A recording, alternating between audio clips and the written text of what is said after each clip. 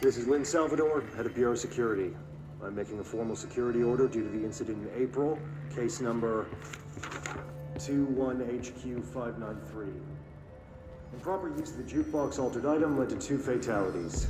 We believe a pair of agents used the jukebox to travel to the quarry threshold and engage in inappropriate workplace behavior. An expedition team found them decomposing at the formation's base a week later. At least we found out the jukebox doesn't bring corpses back when the song ends. I'm having the jukebox placed in a secure location in the executive sector. It should never have been accessible to low clearance staff in the first place. The new location's security and proximity to a high-traffic area will prevent misuse, while still allowing for expedition teams to access it when required. See me for any further details.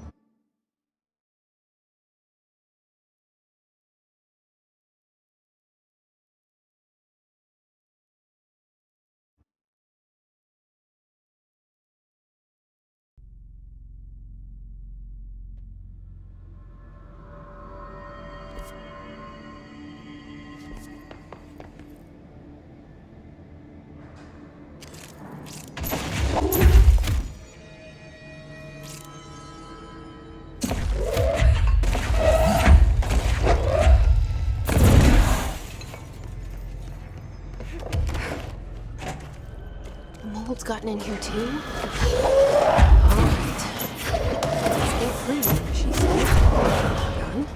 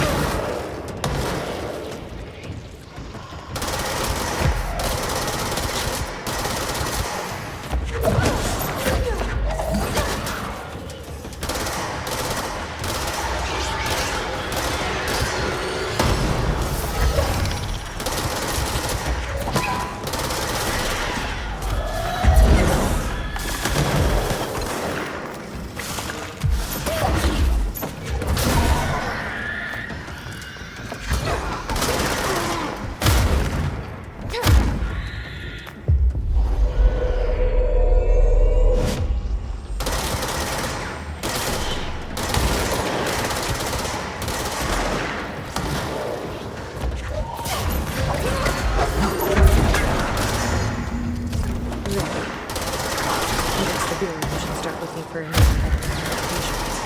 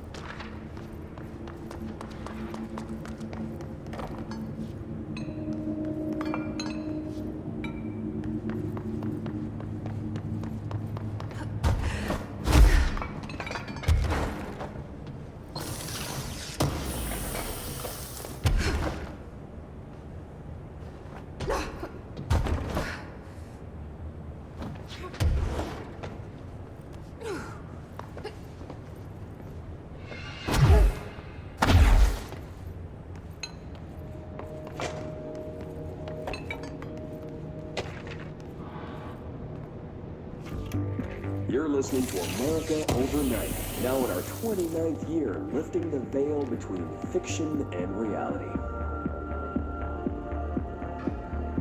Thank you for staying up with us. I've been getting a lot of calls about this meteor in Sterling, Colorado. There are reports of a large spherical container that crash-landed in a field outside town. Some government people reportedly took it away. Now, we happen to broadcast from Colorado, and Sterling isn't far. I drove down myself to check it out with members of the America Overnight team. I don't need to tell you, it wasn't long before we found pieces of metal debris scattered in a field.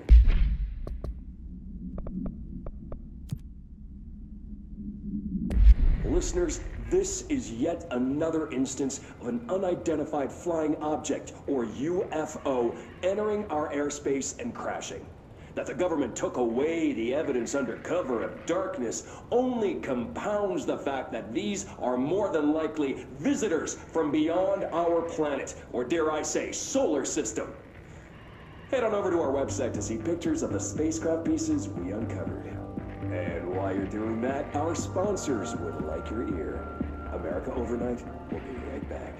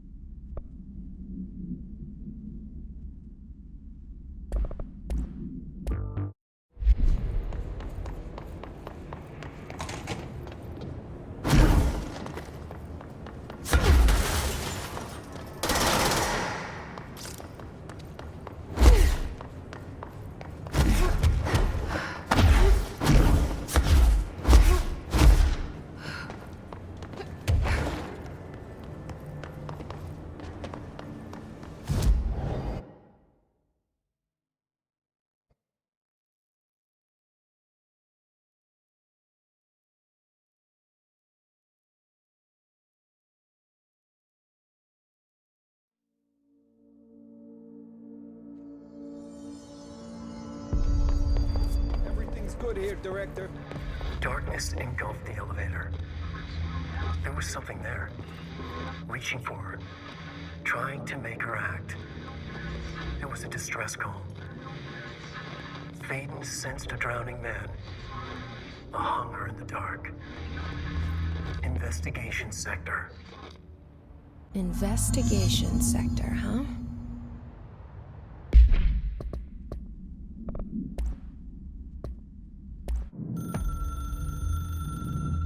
Darkness engulfed the elevator.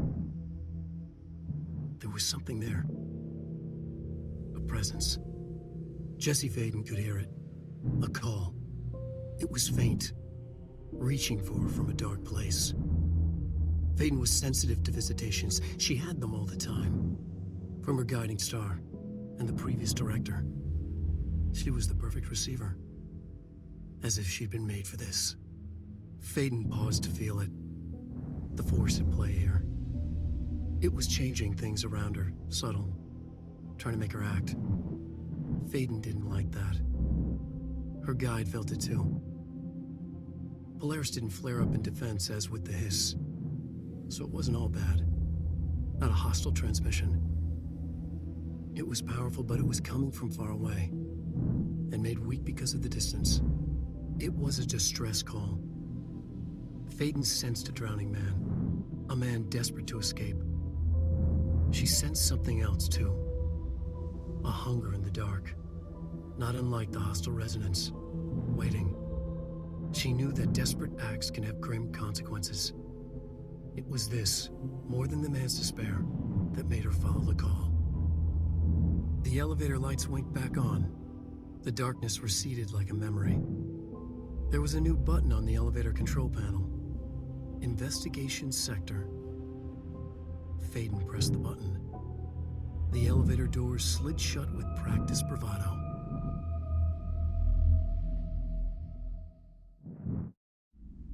We should check this out. Good to see you, man.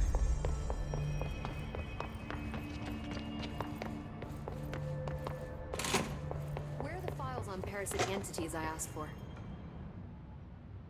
I took care of the Tomasi problem. Sorry, I forget he was a coworker. Don't apologize. That wasn't the real Tomasi. He died when the hiss got him. You're right. I just didn't want to be insensitive. Sentimentality is a weakness in situations like these, Jesse. That's Bureau 101. I don't think Emily's in danger of being called sentimental.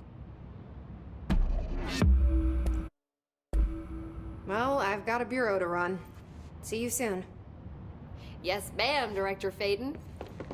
There haven't been any Please, cells in the Emily. ocean view Not even as a Could joke. survivors be hiding inside? It's possible. I remember.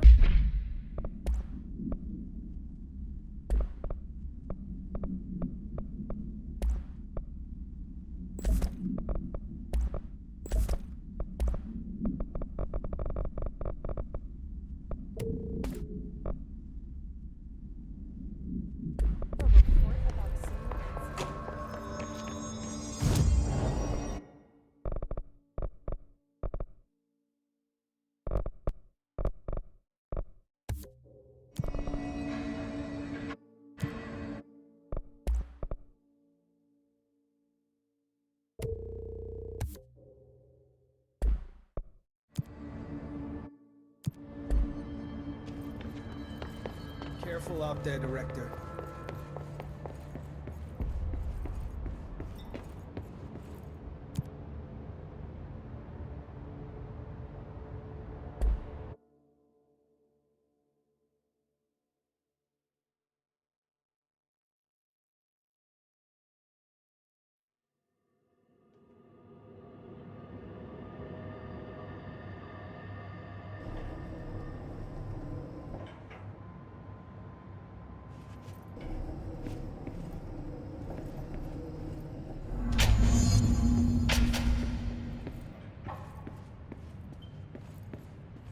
Hello? Anyone here? Guess not.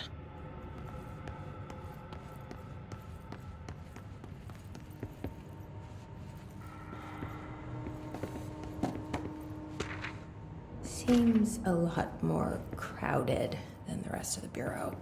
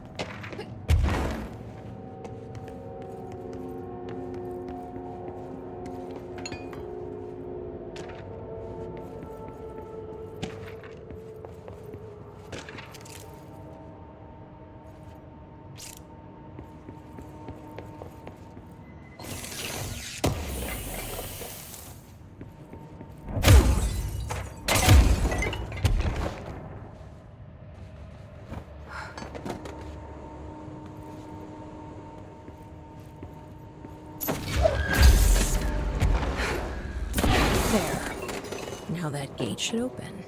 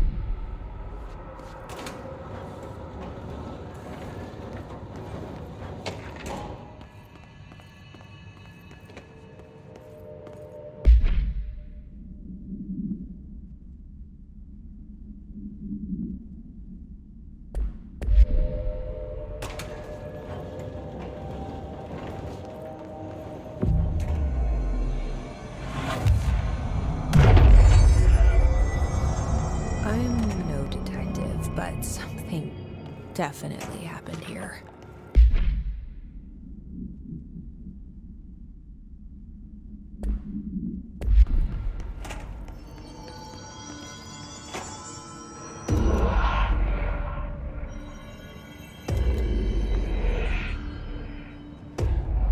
Do we know each other? This feels familiar.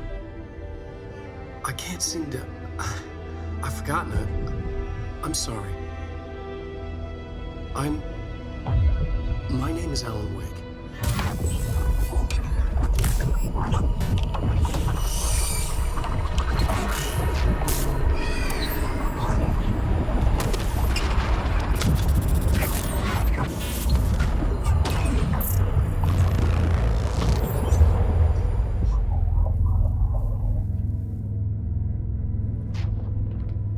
Who are you?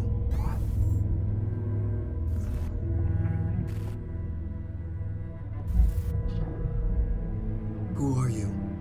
Do I know you? I'm your friend Tom. Tom Zane. There's nothing to worry about. Tom. The poet. The diver. You look different. That was just a role. A character. The protagonist I played in my old film. I'm a filmmaker. An auteur like yourself. We're working on this together, remember? An artistic collaboration.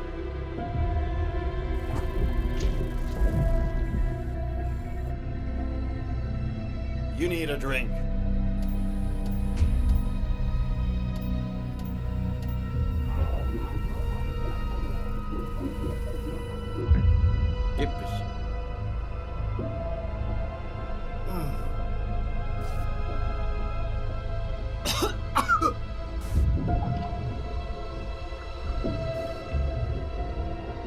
Endless darkness. Nothing holds still. But we're very close now. You've been writing. You found a way to escape. It'll work this time. Writing? You found a way! No. I don't... Wait. There's something. It's my double. He's out there. I've seen him. Yeah. Nothing to worry about. I'm dealing with it. It's fine, my friend. Let me handle him. You've met him? What the hell? Now, come on. You misunderstand me.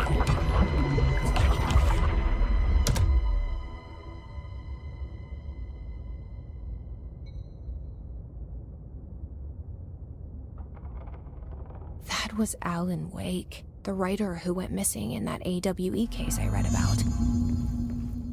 What's he doing here? And Thomas Zane was with him. The poet. No, wait. He was a filmmaker. I always remember that wrong.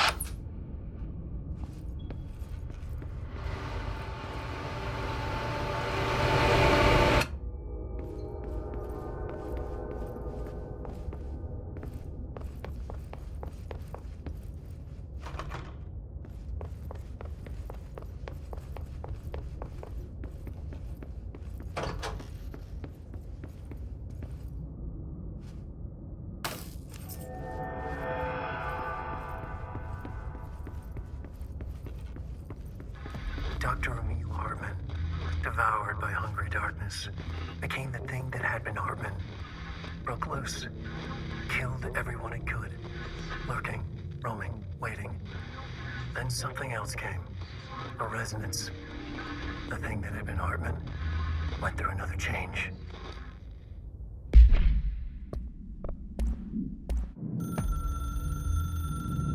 Dr. Emil Hartman was desperate.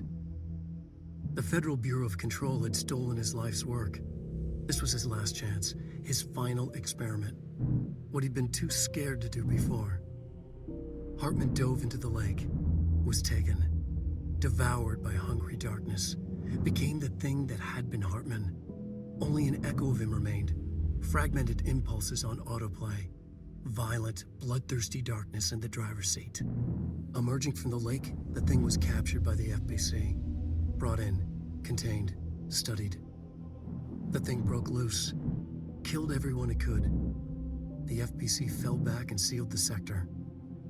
The thing was alone in the dark, lurking, roaming, waiting. Then something else came. Not darkness, but similar enough. A sound, a resonance.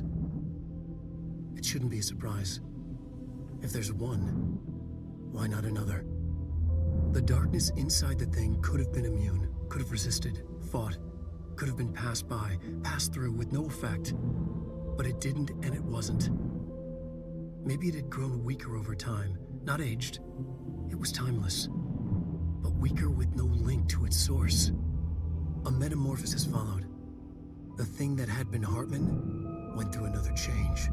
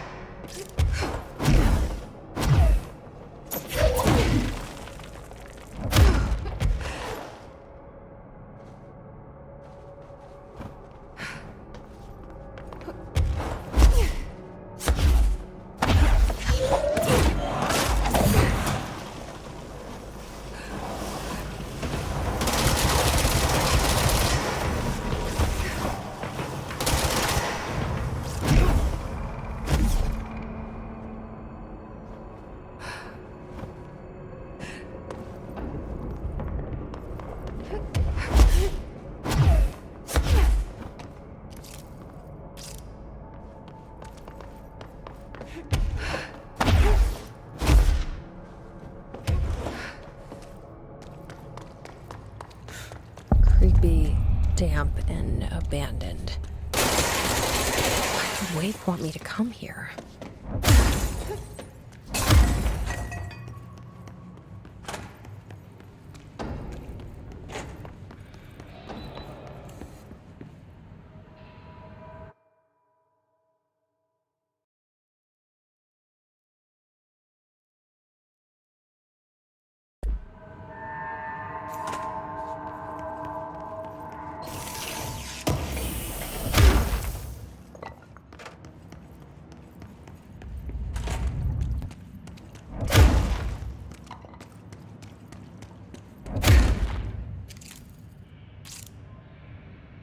That doesn't look like a house shift.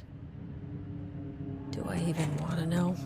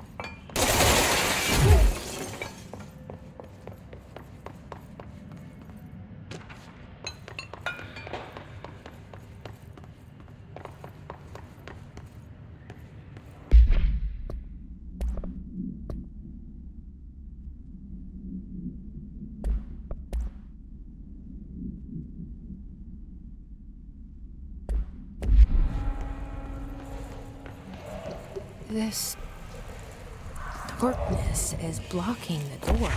So now I have to deal with an interdimensional noise, and light burns it away, huh? Makes sense.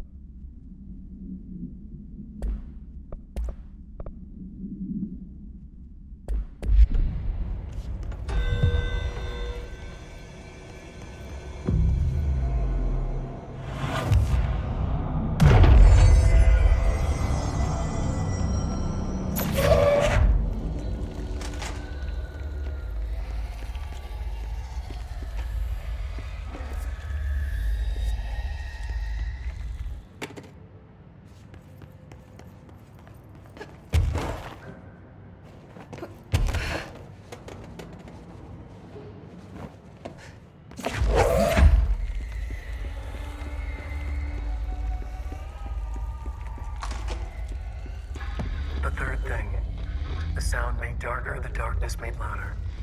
Hartman was stretched, like a worm through time. The third thing was a monster.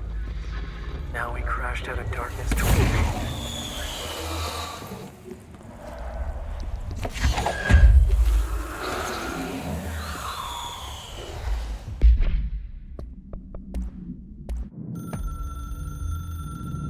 The resonance carves its way through the thing that had been Hartman, vibrating, remolding.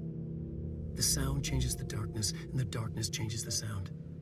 They both changed what remained of Hartman. They all turned into something else. A third thing. The sound made darker. The darkness made louder. Hartman was stretched. Stretched as anyone when seen from out of time, like a worm through time. Almost an Ouroboros, a spiral, a maelstrom. The gravity well of a black hole, twisting inward, tightening, taking you deeper and deeper to the bottom, the heart, and through to the other side.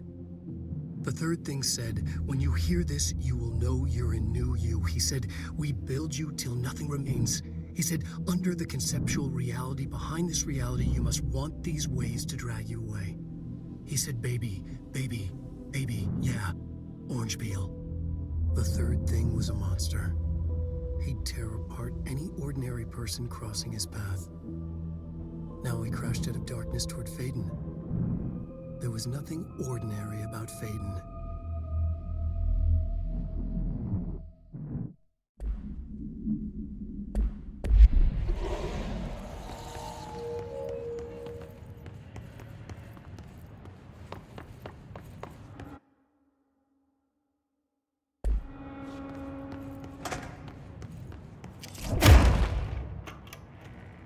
Reminder, all employees are required to report their hours at the end of each month.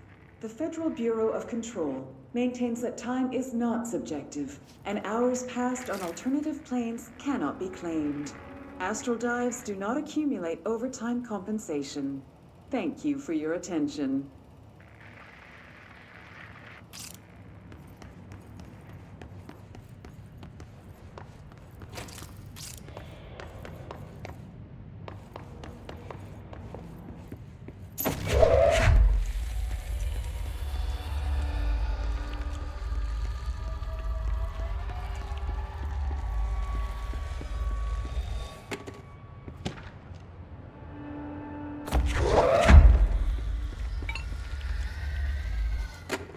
Agent Fisher, Day 6 Tower. Surveillance methods are as follows. The cameras lit under the individual windows, motion detectors in the lobby area. Tripwire, triggering a flash camera across the main entrance, even fingerprint powder on the front desk. Results are varying at best. Mostly just inconclusive and unusable. The footage is corrupted. Sometimes even the equipment isn't damaged. I don't know how exactly. I think this place is making fun of me. That's the only explanation. I can hear them laughing and screaming behind the closed doors. I could hear the call bell going ding multiple times a day, but when I look, there's no one there. I know I'm supposed to stay out of sight, but I've seen the doors closing just before I can catch even a glimpse of anyone or anything. They're messing with me, whoever they are. I think... Wait, shh. There's something. I gotta get this. Gotta get the cable.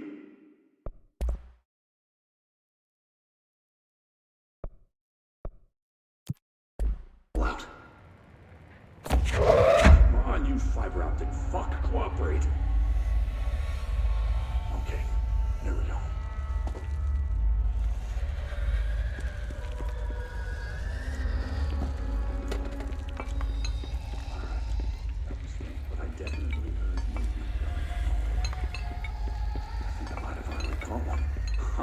The recording better work this time or I swear to God I'm... What? Hello? Who's there? Oh, shit. I'm with the FBC. Move away from the door. I have a... Where's my...